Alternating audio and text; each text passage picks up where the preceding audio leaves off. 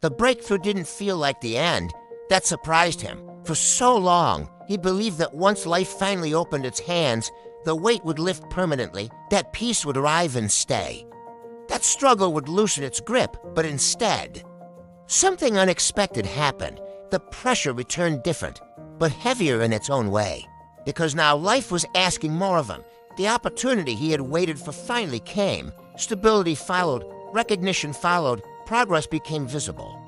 People started using words they had never used before: potential, talent, future, and for the first time. The fear wasn't about failing. It was about losing what he had fought so hard to earn. Success is rarely loud. It arrives quietly, wearing the face of comfort. He noticed it in small ways. A hunger that once drove him softened. The urgency faded. The edge that hardship had carved into him began to dull. And slowly, a dangerous thought crept in. Maybe this is enough. There is nothing wrong with rest. But there is something risky about forgetting why you started. He saw it around him, people who once burned with vision now negotiating with their dreams. People who survived struggle only to shrink once safety arrived. And he felt the pull too. The desire to stay small enough to avoid pain. To play safe. To protect the progress he had made. But deep down, he knew the truth. What built him could still break him if he stopped choosing growth. Before, discipline was survival. Now discipline had to become intention. He realized something profound. Hardship had trained him to endure, but it hadn't taught him how to lead himself in ease. So he chose discomfort again, but this time. On purpose, he kept learning when he could have coasted. He stayed humble when praise tempted him. Too hardened, he listened more than he spoke. He invested in character as much as skill, not because he feared falling back, but because he respected the journey too much to waste it. He learned that growth doesn't end when things improve.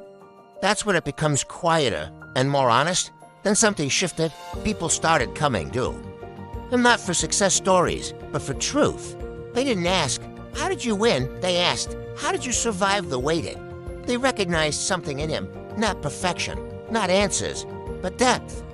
And that is when he understood the final lesson hardship had been preparing him for. Strength is not meant to be stored. It's meant to be shared. He began to speak openly about the struggle, the doubt, the slow progress, the nights he almost quit, not to inspire applause, but to give permission. Permission to struggle without shame. Permission to move slowly without giving up. Permission to believe that delay is not failure.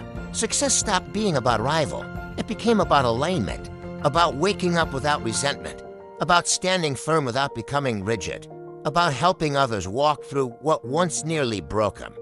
He realized something most people never do. The real breakthrough isn't changing your life. It's changing what you value once life changes and standing there stronger, quieter. Clearer, he finally understood why the hardship had lasted so long. It wasn't just building resilience. It was building integrity.